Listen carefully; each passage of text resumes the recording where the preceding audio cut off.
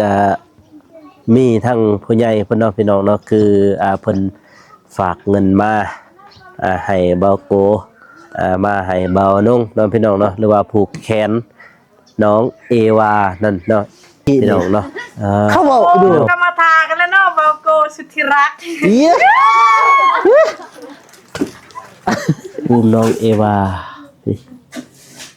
อยากมืดเนี่ยจังน้อยหนึ่งหน่อยคนนอนมากันสมมุติว่าเพิ่นยังควรยังแบบว่าสิควรหรือว่าควรทีมงานก็สิโทรหาสุดดำทีมงานสุดดำโทรหายังอันนี้ก็ชุดดำนี่เพราะเกี่ยวบ่สุดดำมีการตำรวจลามาพังลุงเราเท่าว้าวเดี๋ยวอะไรอีกบัดดิให้แสนหนึ่งเดี๋ยวเมื่อเด้อแสนหนึ่งอีลีนี่เอาแต่ชาวพันเมื่อไหนขอบใจก่อนนี่บอกอะไรอีกโอ้ยเอาเมื่อได้บัดนี้เด้อเมื่อเด้อ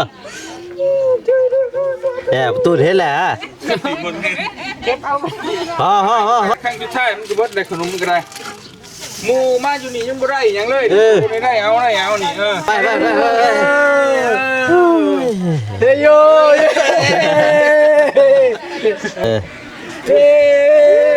ทางรีบไปปลาเด้อปลายังอาบยังปลาเฮ็ดห้องน้ำนั่นก็ได้เฮ็ดแล้วโอ้ยตัวดำนอนเยี่ยมยามไปเด้อน้องเพิ่นเนี่ยเด้อฝากกินทอดคิดว่าสิฝากเงินฝากคำไปให้ฝากผมกินทอดพูดตัวโอเคเดินทางปลอดภัยโอเคพี่น้องเดินไปเดินทางปลอดภัยโอเคนี่แหละทางแม่พุทธวันกับพ่อดาราวอนนั่นแหละพุทธวันแมนกับพ่อดาราวอนดาราวอนขอบบุขอบใจเนอะเด้ทางบอกกูเป็นยังไงเนาะครับเด้อพอเด้อเลยพี่น้องเลยเปิดภาพมาเมื่อนี้ก็มาอยู่ที่บ้านบ่าวอนงเนาะพี่น้องเนาะเพราะว่าก็มาหาเพิ่นพี่น้องเลยเนาะแล้วก็มาถาทางบ่าวเตียงเพิ่นเนาะพี่น้องเพราะว่าเพิ่นสิไปเมืองกะลึมพี่น้องเลยเนาะกับทีมงานแต่ว่าทั้งบ่าวโกกับบ่าวอนงก็บ่ได้ไปนำพี่น้องเพราะว่ารถก็เต็มเนาะพี่น้องเนาะมีทั้งบ่าวเจ็บแน่บ่าวตูนแน่แล้วก็บ่าวสายฝนแน่เนาะพี่น้องเนาะเพิ่นก็สิไปนำกันพี่น้องเนาะทางบ่าวโกกับบ่าวนงแม่นว่าอยู่นี้พี่น้องเนาะแล้วก็ไป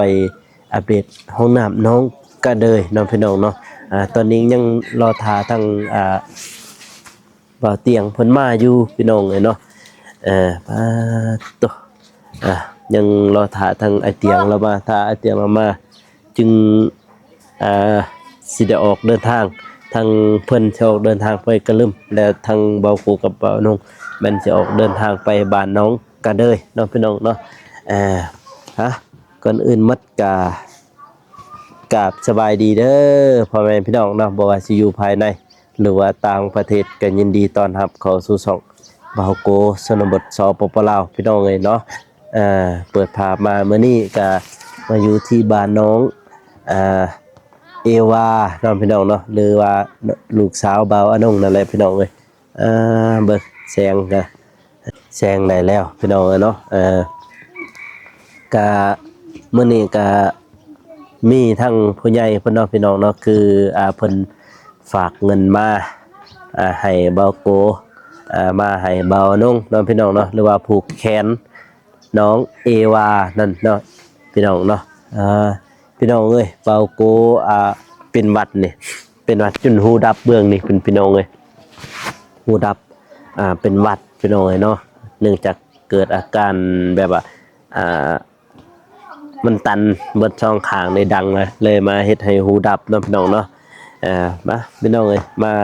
ตอนนี้ยังรอทาทางบ่าวเตียงเพิ่นเนาะพี่น้องเนาะให้เพิ่นมาแล้วก็ทางทีมงานเฮาก็แม่นทางเพิ่นก็สิออกไปพุ่นเนาะ ทางเบาโกกับเบานงก็สิไปบ้านน้องกระเดยไปเฮ็ดห้องน้ำนั่นแหละพี่น้องเอ้ยเนาะสองคนทางน้องชายเราบ่ได้มาน้องพี่น้องเนาะมื้อนี้ก็ถือว่าอากาศก็ดีแฮงน้องเอ้ยทางเมืองท่าแตงเฮานี่อากาศดีดีพี่น้องเอ้ยเนาะแต่ว่าทางบ้านเบาโกทั้งลมทั้งหนาวพี่น้องเอ้ยทั้งเย็นนี่พี่น้องเอ้ยอาบน้ำมื้อเช้าจนเดี๋ยวก็สะบัดมันพี่น้องอาบน้ำแต่ตอนเช้านํพี่น้องเนาะเท่าไปมาเยี่ยมยามน้องเอวาเพิ่นพี่น้องเอ้ยเนาะแล้วก็มาผูกแขนเพิ่นแน่มื้อนั้นก็บ่ได้ผูกแขนเพิ่นปานใดพี่น้องเอ้ยเนาะเท่าเครื่องลายแท้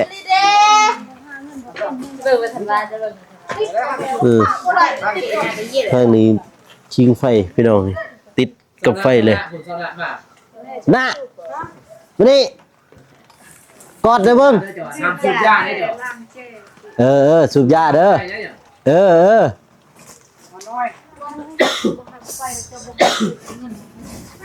มานี่สิกอดหรือมาบ่อยากกอดอีกบ่แม่นบ่ ซองเบาเตี้ยงกอดเจ้าเลย เนาะ ซองเจ้าเลยมันบ่ดัง เขาจื้อจะรถเขาจื้อเจ้ามื้อหน้าหันจะสิกอดค่อยนี่เซาข่อยก็สิบ่กอดเจ้าคือกันข่อยก็สิบ่ให้แล้วบัดนี้บ่ให้เจ้ากอดแล้วบัดนี้เอ้ยเดี๋ยวว่าเครื่องที่เอาไปนี่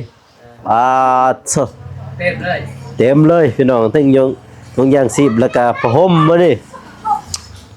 เป็นทรงตะอุ่นเด้เฮ้ย อุ่นแล้ว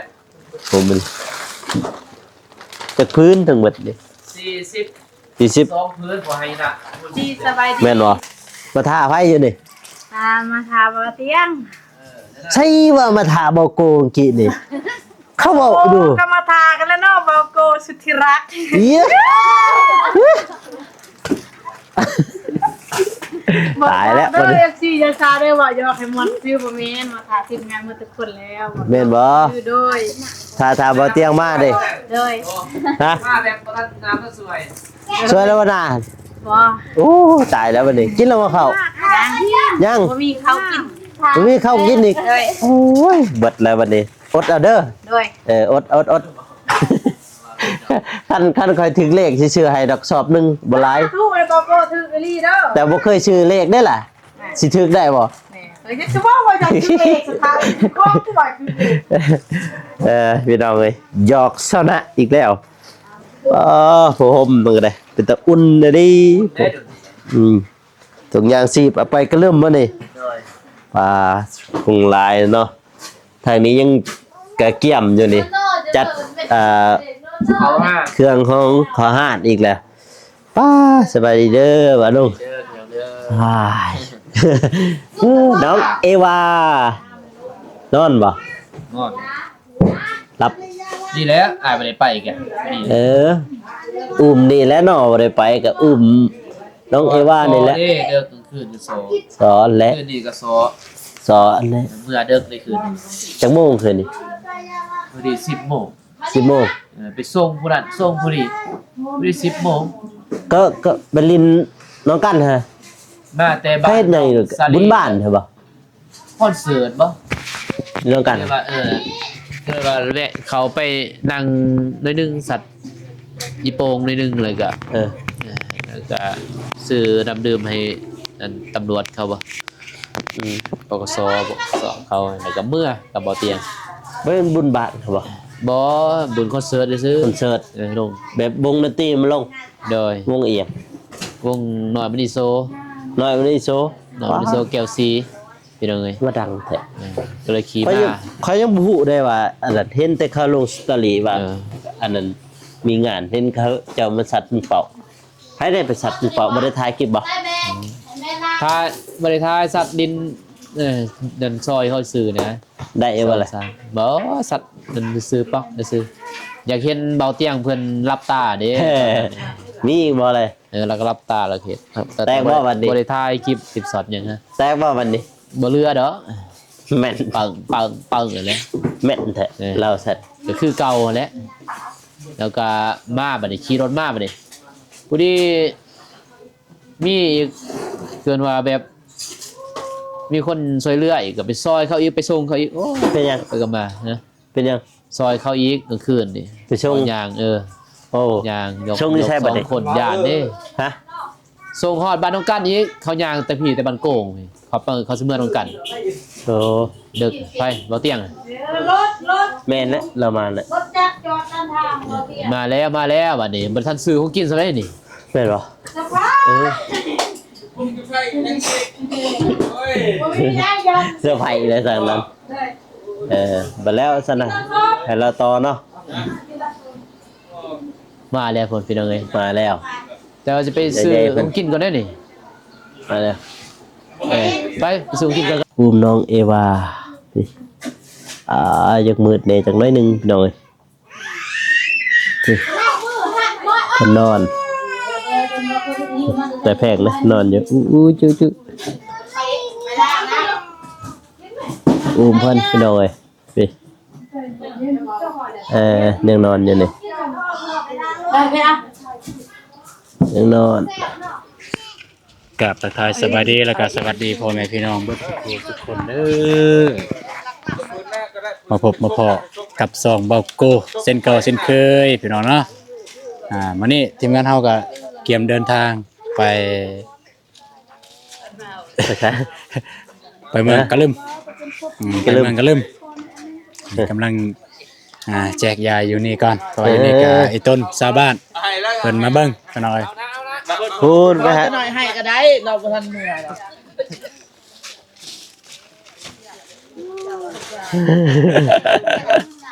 เนี่ย สาวนะ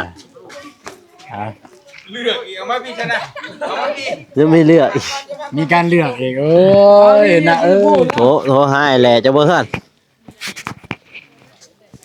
ไอ้แหล่เจ้าครับอยู่ใช่ไอ้แหล่เจ้าตูน ให้ไอ้แล่มาบ่จ๊ะให้ไอ้แล่มาบ่ ให้มาปรารถนาสิ่งใดขอให้ได้สิ่งนั้นเด้อให้เดินทางปลอดภัยเด้อลูกให้ได้เงินหมื่นตื่นให้ได้เงินแสนไปใส่กับขอแต่ให้มีคนฮักคนแพงเด้อขอให้ยอดวิวพุ่นเจ้าให้ได้พันวิวหมื่นวิวเด้อสาธุเด้อพระเจ้าที่มีน้ำใจจิตใจที่ช่วยเหลือที่บ่ทิมบ่ปะได้กำพร้านากำพร้อยสาธุ พันวิวไปลงที่ก็ได้นะ ได้บ่พ้นสวัสดีเด้อ ไปนำบ่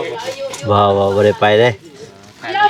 บัดบ่ ถือเครื่องจักรสุด เทศลุงให้ระเบาเตียง สอง สองสุด กลับแม่น หนาวเลยหนาวอยู่บ่กะว่าหนาวอยู่หั่น คือสีนาวอยู่ครับ บ่คือเข้าไปหนาวเลยไป ดูเนาะ ลงภูซะมานี่หนาวเลยอยู่หั่น สิได้เนาะบ่พอ คือบ่เอารถไป เข้าเมืองก็ลืม ฮะ เข้าเมืองก็ลืมคือกัน คือมือก็ลืมคือมื้ออื่น เข้าเมืองตะลุยเนี่ย โอ้ ไปขอเมียทาง โอ้คือไปขอเมีย คนอยู่บ้าน อยู่ตะลุยเพิ่น แม่บ่แม่นตะลุย เพิ่นถ่ายรูปไปคนละทงเลย ถือทางในก็ได้ ชนะให้คนละทงเลยนะ จัดให้ชนะว่ะ ยัดให้อีกคนละทงคนละทง เด้อนะบ่าวมีน้ำใจของมึงใจเด้อคนที่เขาเนี่ยคันบ่มีเนี่ยนะบ่าวมึงคือน้องสิบ่มีเขากินเลยขอบใจเด้อนะบ่าวขอบใจเด้อนะบ่าวนึง มาได้ไปรับจ้างบ่ บาดเจ็บ ไปอยู่นะบ่าวเกี่ยวเขาหันมือนี่ก็ให้3ตัวเกี่ยวเขากันเลย เก็บกาแฟบ่ได้ไป เด้อพี่จิกสุดเลยเครื่องถึง1 2 ได้มือละแสนไป ซองเสือซอง ใช่กาแฟเขาอยากข้ามมาอยากออกนะบ่าวตอนน้องมาสิทานให้ เดี๋ยวฮอดซ้ำนี่ดิฮอด อะไรจะ บาดส่ง ไปเก็บ ขอละวันเฮาเลยซ้ำจะใส่ดิ ไปมืออื่น ทางบ้านขอยมันล่มเด้ทางบ้าน เอาเร็วเลยกาแฟ ทางนั้นก็สิบ่คือกันบ่ ไปแต่เมื่อวานมันสิลืมบ่ไม่เอาบันไดเลย อีหลี แต่ว่าเอาถือเลยเดี๋ยวเขาบ่ฮู้ว่ายามนี้มันสิหนาวเพราะว่าเขาบ่เคยไปเอาไปยามฝนเลย อ๋อย ามฝนมันบ่หนาว พ่อแม่ว่าไหนน้องพ่อกิน แต่ว่ายามไปยามฝน ยามนี้ยาม ยามแรง ยามแรงมันก็คือสิหนาวที่ หนาวเบิดเลยเจตา เบิ่งทางนี้ก็คือสิหนาวอาจจะได้เดินทางปลอดภัยเด้อโดยไป ใจขอบใจ น้องนาเพิ่นจัดให้สุดสายไปนะได้แล้วบ่ผมฮะ ได้แล้ว มักสีนั่นเนาะ เลย เออมักสีถึกใจสมบัติอ้ายเดี๋ยวผู้อีกหน่อยเขาเจ้ามาเบิ่งบ่เคยเห็นพี่น้อยจะแจกผมข้าวต้มให้เขาพี่น้อยเนาะรถคันหนึงเลย เต็มเลยพี่ อันน่ะหักกระดาษยุบน้องเลยเราไปฉีกกระดาษมาห้องยังขาด เอาแก๊สฮะ คงขาด แก๊สก็ได้ฮะ ฉีกเอาเลย เอาแก๊ส ทางปลอดภัยเด้อมาตุ้ย พ่อเออ บอกได้ว่าตูนผู้เดียวเนาะ ทางปลอดภัยเด้อมาตุ้ยทางปลอดภัยเด้อ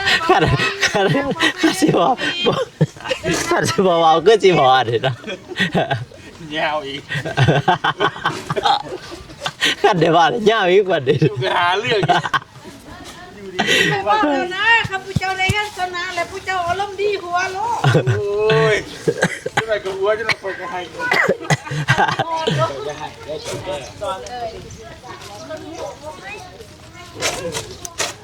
คือว่าได้ยินคือว่าเห็นมันอยู่นำกันกับเจ็บโทรหาเบาเจ็บ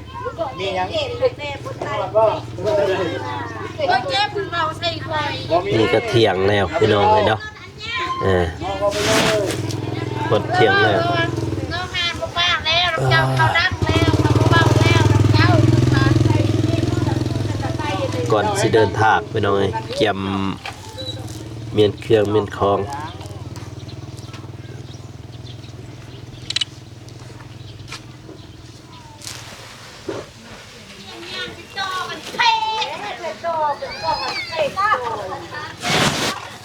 สำเนียงคือใครแน่สำเนียง ให้เจ้าสมหวังเด้อกับผู้สาวแต่จะล่มหันให้เราสมหวังกับผู้สาวแต่เราล่มหันบ่แม่นกันสิซื้อเบียร์ซองล่างสิซอย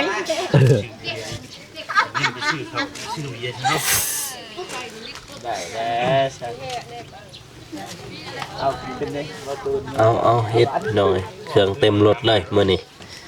ครั้งนี้เต็มรถเลยคืออะไร ได้สำเร็จแล้วบัดนี้ เรื่องของฝาก นี่คือมาซื้ออุ่นดีๆนี่ ใส่ จะได้อุ่นๆนะ ใส่ อุ่นนี่เสือดี ใส่น็อต ซื้ออยู่ใส่เนาะ มันไซ ตลาดก็มี ใหญ่บ่เสือนี่ใหญ่สิใหญ่ตามกัน บริสุทธิ์ผู้ใหญ่พี่น้องฝาก ใหญ่บ่ใหญ่บ่ ใหญ่ เสือใหญ่บ่ คือ สวยใหญ่มันต้องใหญ่อยู่แล้ว เอาไปใส่ได้เด้อ ฝากคือเรานุ่ง ใส่แล้วอันหนึ่งบ่เอาน้องเอาเข้าในเลยก็ได้ ให้บ่ได้แล้วผู้ใดก็ให้บ่ได้ นะยังคือคอนี่นะ ให้เดี๋ยวมันเสียใจซื่อเองใคร นี่เกือบเรานี่เกือบไอเตียงนี่ ก็เจ็บปุดให้นี่ ผู้ใหญ่เอาให้ให้ เสื้อเกาะ เดี๋ยวเพิ่นบ่เห็น ตัวนี้ป้าบ่ ผู้ใหญ่ซื้อให้ นะเอาหอยไปพัวนี่แหละนี่ว่าที่ขุดเอากาวแล้วเปียกนะตากหินเกาก้อน สนะเห็นแล้วว่าก็เอาไปเมื่อเป็นน่ะเอาเงิน เอาอยากซื้อเขา คันควายจะเมื่อได้เหรอเอาบ่ เอา ก็ลอง เอาบ่ มันบ่ลายนะเงินเดี๋ยวพ่อเด้อเด้อว่า ให้เมื่อบ่ ควายให้เมื่อบ่ ไอ้สิไปแล้ว เออ เมื่อว่ะจะกระโตกที่กันจะได้เงิน เมื่อเนาะ อีหลีเลย 2,000 บาท เมื่อแท้ เมื่อแท้บ่ โอ้ปากกา เมื่อได้ล่ะ เก็บ เมื่อได้ล่ะ ลุงสันลุงบอก คันบ่เมื่อนี่ มาก2-3มาก ควายบ่ตูนโทรหาเสี่ยวเลยเด้มาเอาเจ้า เพิ่งเอาแล้วมารอบ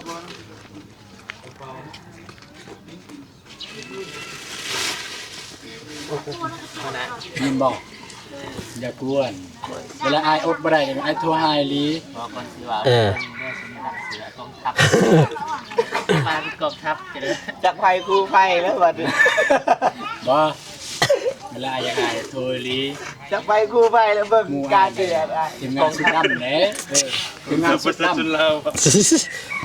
พวกสุดดำนี่เขาบ่สนนี่ เตะขึ้นรถเลย เออ ดืดด ดำนะ ถือเอา มันถึง ำเอากดได้ไหม พอได้นายชุดดำ อ่ะโทรบักตูนโทรหาแอมแลเด้อ ทำเลยมา ตูนนะ อยู่แล้วนี่นะ โหดนะ ทำเลย ตัวหาแอมแลมาได้จังได๋ได้เลย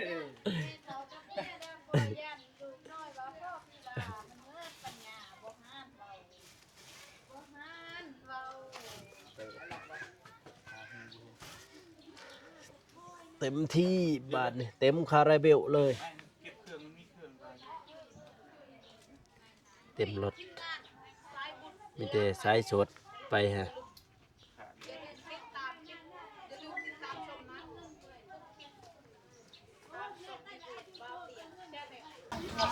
ว่ากันสมมุติว่าเพิ่นยังควรยังแบบว่าสิควรอายหรือว่าควรทีมงานก็สิโทรหาสุดดำทีมงานสุดดำ โทรหายังอันนี้ก็ชุดดำนี่ เพราะ เกี่ยว บอสุดดำมีการตำรวจ อ๋อ ลามาพังลุงเว้า โอ้โห พระเฒ่าเว้าก็ เรียกอะไรอีกบาทนี่ มาบุมบีมีลายสนิทบ่คาดคิดเจ้าสิอยู่บ่อนใด บริญาณ ถ้าเห็นแล้วตรงนี้ไกลๆ เอาเห็นเลยตุน ถ้าเห็นแล้วตรงนี้ไกลๆอย่าสิเข้ามาใกล้ย่านมันอันตราย อันตราย อันตราย อันตราย อันตราย อันตราย อันตราย เอาเงินให้ละเมื่อด้วยบัดนี้เด้ออันตรายดี มาเลยครับชิบหายไว้บอด เลย ไปชื่อเขาโลนึงเท่าไรเขาบ่ฮู้ บ่ฮู้ เอาแล้วสิเอาให้ทึกขนาดเอา1,000พ่อเนาะ ปกติจะไปซื้อเท่าไหร่เอ้าโลละแสนใช่ป่ะเจ้าตัวอะไรได้เนี่ยได้ คุ้มหมายนี่คือจะได้เส้นนึง แม่ตัวอะไรเนี่ย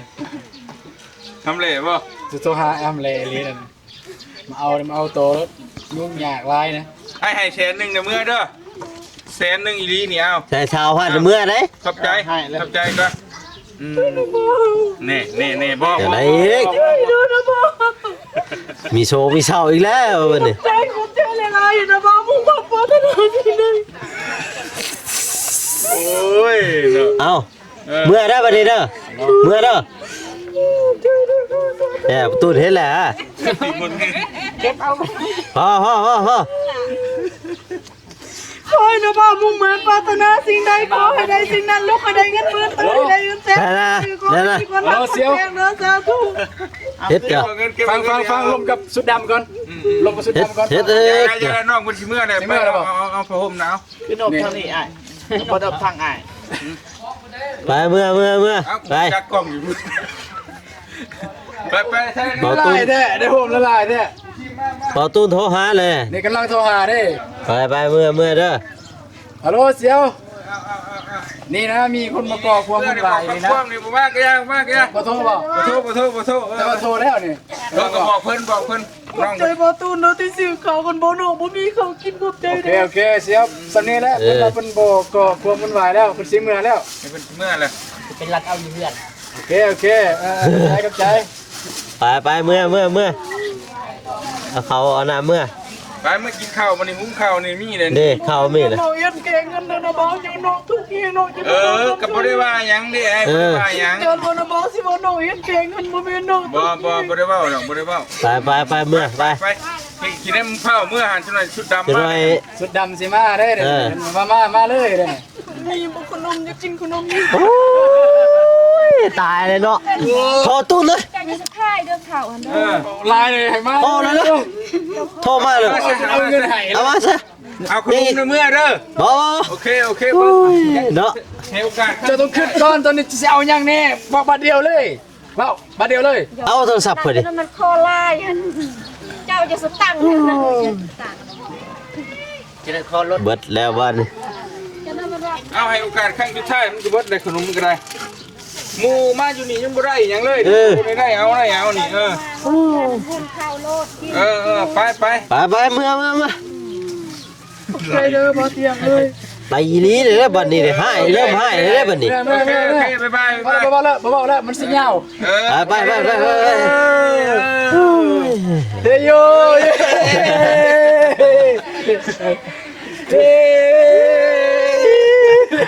อ๋อเบิดเลยเพื่อสิเมื่อเนาะบดหลายแสนเบิดหลายเติบอยู่เด้เฮา โอเคกลับแล้วพี่น้องเอ้ยบ๊ายบาย เบิดหลายเติบสนะเฮ็ดเสร็จบัดนี้เบิดหลายเติบเด้อเพื่อสิเมื่ออุ่นย่างเมื่อนะอุ่น ย่างเมื่อเป็นผู้ดีใจ วันนี้พี่น้องกินข้าวเที่ยงจะข้าวเช้าจะข้าวเที่ยงเลยนี่ เขาเที่ยงกันแล้วเขาเศร้า ข้าวเที่ยงเลยนี่ เที่ยงเลย เขาเที่ยงมันก็มากะเกี่ยงเผาไป แม่นเกี่ยมไปแล้วบัดนี้กินข้าวเที่ยงแล้วก็จึงออกเดินทางพี่น้องเอ้ยหูดับเลยค่อยนี่ เป็นยังไง วัดเด้วัดทางดังเลยมันหูดับทางไหนนี่ จะได้บาทนี่ตัวนี้ นี่หันปลาคอปลาชัดจานดิจานใหญ่นี่มีอันนี้ชีนหมูโอ้ใช่อันนี้ก็ได้นะใส่ถ้วยก็ได้หักลุ่มๆพอนใหญ่เกินพี่น้องเอ้ยปลาคอพูดมีซ่องถ้วยเลียนปลาคอเอาซ่องตัว วันนี้เต็มอันนี้เลย เจ้าวันได้สิไหว จะล้างเท่านั้นแหละล้าง เอาลืมเอาแพร่ ฮะ ลืมเอาแพร่เอาหนัก เสร็จบ่ใส่ เล็กน้อยจะเอาดอกไม่เอาอีปลาคออีกกองหมักไว้ได้นี่ โอ้โห พี่น้องเอ้ยเนาะบอกจะมองงานบอกขอถูกขอไปเด้อพี่เนาะ ผักนะนี่นี่จังสันแล้วแหละมีหยังในอาหารเฮานี่ ออมห้อยเลยดิ หอมห้อย มีแต่แนวแหงนะพี่น้องเอ้ยเพราะว่าเบาหนุ่มเฮ็ดบ่ทันเพราะว่าต้องได้ไปซื้ออันนี้แน่นะซื้อเสื้อผ้านั่นผ้าห่มผ้ายังเลยมาถ้าไปประกอบเบาตุน บ่ตูนและกับ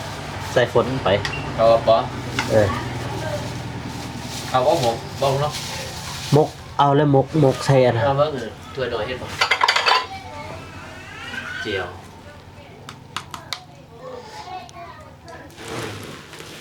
เพื่อสิฮอดกระลึมพี่น้องไปเสิร์ฟเด้อ ใส่นะมันบ่ถึงที่2ถ้วยแล้วนะ อยากว่าเท่าใดหลักกว่า บวก แต่เนี่ยกระลึม บ่ใกล้ดอก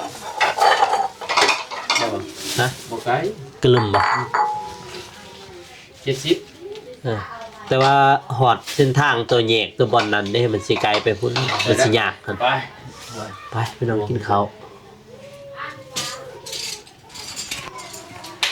ขอตัวดอก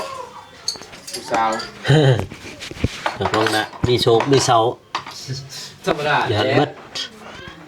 น้องนักพาโทษ น้องกินข้าวแล้วจงคอยออกเดินทางนี่มาเด้อกินข้าวนี่ สามกันเด้อพี่น้องเด้อ เอ้ยพี่ ยังเฮ้ยอีก เฮ้ยโอ้ อ๋อ ปลาคอยหมดแล้วอันนี้แหละปลาคอย ปอคอใหญ่แล้วก็ เนาะเอามาช่วยกูพี่เหรอฮะ จัดตัวนี้ ใหญ่เนาะให้น้องได้เด้อ ประมาณ3-4 ปีอ่ะ มุดเอา มันจริงๆเลยใหญ่ซ้ำนี่ก็มีนะใหญ่ เงินฝาเลย แม่นนี่ โอ้โห ปลาซ้อนตอนนั้น บ่ ปลาชะโดบ่เคยเอิด อยู่เขื่อนนี้ บอกว่าปลาชะโดกอะยังเก่งทำนี้ เขื่อนนี้ไปใหญ่นี่ อยู่เขื่อนนั่นน่ะเห็นบ่ ใหญ่เด้อ แม่นบ่ บ่แซ่บ โอ้ใหญ่บ้านละพุ่นเท่านี้ ใหญ่ โย ยิงปืนแก๊ปบ่ตาย โย แต่ว่ามันนั่นมันเอามือเอาเดือนบ่ตายเลย มึงเก็บมา กว่ามันใหญ่ ตะโกนไม่หนักตัว มาพี่น้องกินข้าวกันเด้อพี่น้องเด้อกินข้าวนำกัน บ้านนักศึกษาได้ยาว ดูแม่ที่ ไปมาดิไปไปดิ ปัดก่อนทีเดียวปัดก่อน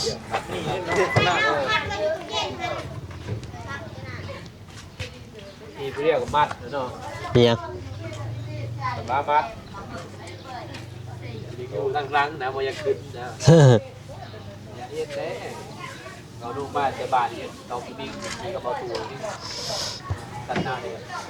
ตัวนั่งทางหลังเห็นบ่ ไปเดินครับเดินครับ ไปเดินทางปลอดภัย จ้า ฝากเลยนะพวกกู ฝากเลยเด้อ ไป ฝากยังฝากไพ่เลย ฝากเลยเด้อ ก็มาว่าจุ๊บเจือเลย นี่พาเซ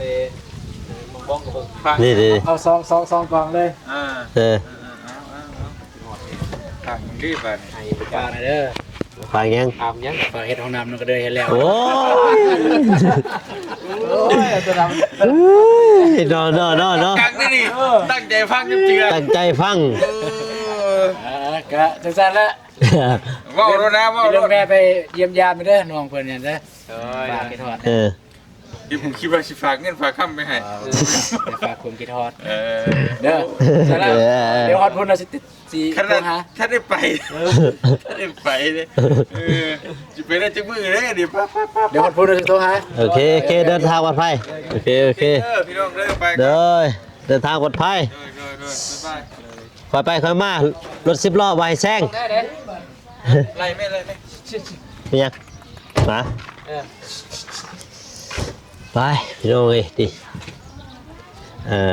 หาคนเขาเตรียมออกเดินทางไปเมืองกะลึมเป็นพี่น้องเนาะตอนนี้ก็เป็นเวลาโอเคเป็นเวลา12 โมง 12 นาทีพี่น้องเอ้ยไปบ้านเลยไปแล้วพี่น้องเอ้ยเนาะทางบ่าวโกกับบ่าวน้องก็สิได้เกี่ยมไปทางบ้านน้องกระเดยเนาะพี่น้องเนาะหรือว่าไปสร้างห้องน้ำของเพิ่นให้สำเร็จเนาะพี่น้องเนาะกินแล้วทางเฮือนน้องกระเดยก็สิให้มันสำเร็จนั่นแหละพี่น้องเอ้ยเนาะเพราะว่ายังห้องน้ำของเพิ่นพี่น้องเอ้ยเนาะแล้วก็มื้อนี้ก็เพราะว่าเบาเตียงเพิ่นก็ได้เดินทางออกไปแล้วเนาะพี่น้องเนาะทางเบาโกก็สิเอาเงินให้ทางเบานุ่งเนาะพี่น้องเนาะทางแม่พุทธวันเพิ่นได้ฝากเงินมาเนาะพี่น้องเนาะ$100เนาะพี่น้องเนาะก็สิให้ทางเบานุ่งถึงอยู่2 ล้านกีบพี่น้องเนาะเพิ่นให้ผูกแขนน้องเอวาแต่มือว่านนี้มือซื่นนี้พี่น้องเนาะทางเบาโกบ่ได้มาให้เพิ่นเพราะว่าธนาคารปิดพี่น้องมื้อนี้ก็จึงได้เอามาให้เพิ่นพี่น้องเดี๋ยวเราเข้าไปทักทายทางเพิ่นเลยพี่น้องเนาะเมื่อกี้นี่บ่าวเตียงเพิ่นมาแล้วก็เพิ่นก็ไปแล้วไปทางเมืองกะลึมเนาะพี่น้องเนาะไปโอ้เอาบัดนี้กินข้าวบัดนี้กินบ่หนาวบ่น้องเอวา หนาวนี่ คือบ่เอาผ้าห่มไปแล้ว จะอาบน้ำไม่ใช่หน่อย แม่นบ่ อาบน้ำไปกัน หนาวเด้ ไปคุณแล้วใช่น้องไง เออ เปิดคลิปใหม่ป่ะ บ่คลิปเก่านั่นแหละน้องเอ้ย ใหม่ ทางก็คือเงินผู้ใหญ่เพิ่นแหละเพิ่นฝากมาตั้งแต่มื้อวันอาทิตย์เพิ่นแหละมื้อผูกแขนน้องเอวาหั่นแต่ว่าเบากูบ่ได้ เอาบ่ได้ดอกมัน แม่น มันติดเอาบ่ได้ บ่ได้เอาวันอาทิตย์เพราะว่าธนาคารปิดน้องเอ้ย มันบ่คืออยู่ซอนเขตมันมีอาหารขาย แม่นอยู่นี่ต้องได้เอา ตัวเมืองใหญ่มี แม่นต้องได้เอาธนาคารเด้ธนาคารเขาปิดวันเสาร์วันอาทิตย์เขาปิดวันจันทร์วันศุกร์พุ่นแหละเขาเปิด เลย เพิ่นให้$100ให้เบากัว$100ให้น้องเอวาก็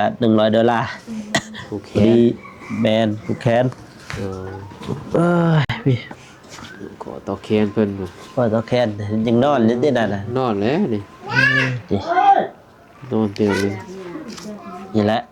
ทางแม่พุทธวันกับพอดาราวอนนั่นแหละ พุทธวัน แมนกับพอดาราวอน ขอดาราวอน เออ ได้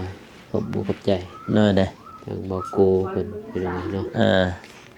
ครับไปเด้อเด้อพอเด้อ เล เนาะ ยเพิ่นให้แต่วันอาทิตย์พุ่นแหละให้มาผูกแขนแต่ว่า โดย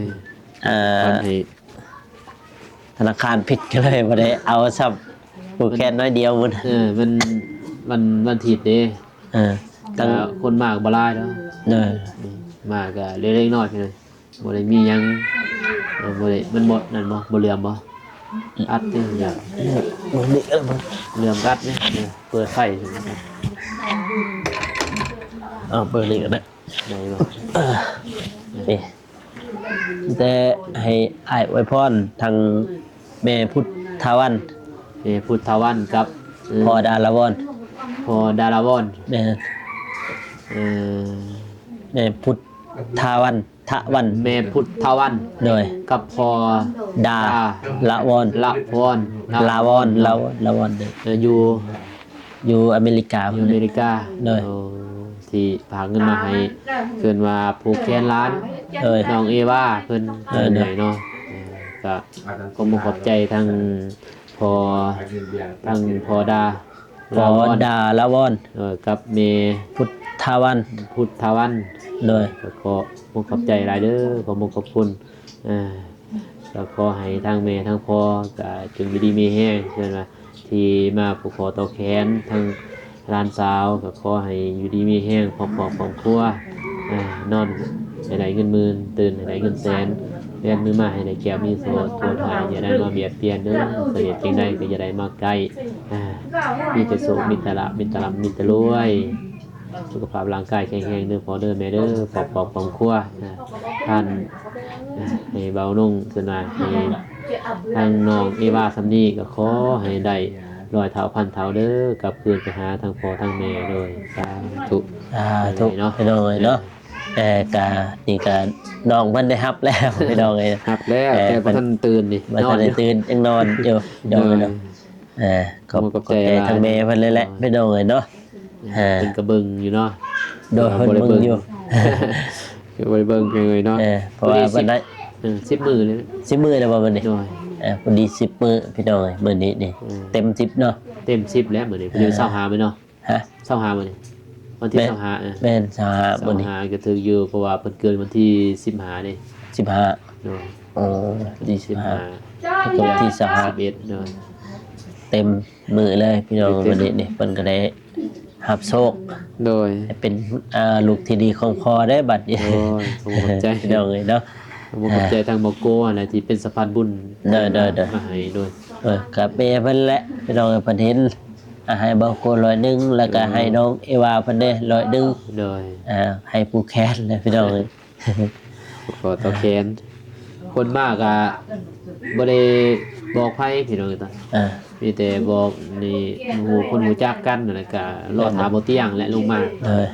ก็เลยว่าคันบอกก็มือลงนั่นแหละสิผูกเลย แต่ว่าเบิ่งบ่เตียงมากพอดีงามเลยว่าเพิ่นวันอาทิตย์ดีว่าเราก็มาฮอดเซมวันเสาร์เด้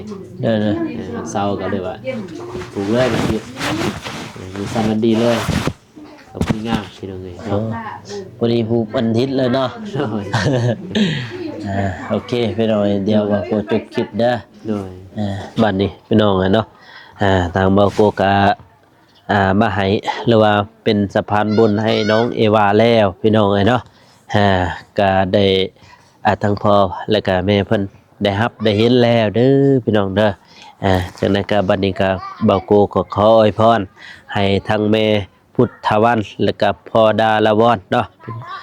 จงอยู่ดีมีสุขเนาะสุขกายสุขใจสุขภาพแข็งแรงความเจ็บจะสะได้ความไข้อยู่สมี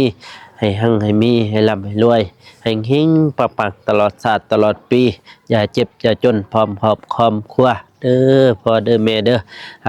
บรรยากาศทางบ่าวโกเองก็จะได้ขอตัวลาไปก่อนพี่น้องให้นะเพราะว่าก็เจ้าหน้าก็สิได้เดินทางทางพุ่นแหละ ทางบ้านน้องกระเดยหรือว่าไปสร้างห้องน้ำน้องกระเดยนั่นแหละพี่น้องเอ้ยเนาะบัดนี้เบาโตเบาโกขอลาโตก่อนพี่น้องเอ้ยอย่าลืมฝากกดไลค์กดติดตามเนาะเพื่อเป็นกำลังใจให้เบาโกเฮ็ดคลิปต่อๆไปเด้อพี่น้องเด้อสำหรับคลิปนี้ขอกล่าวเข้ามาสบายดีพี่น้องเอ้ยแล้วเจอกันอีพีหน้าหรือว่าคลิปหน้าเนาะพี่น้องเนาะบ๊ายบาย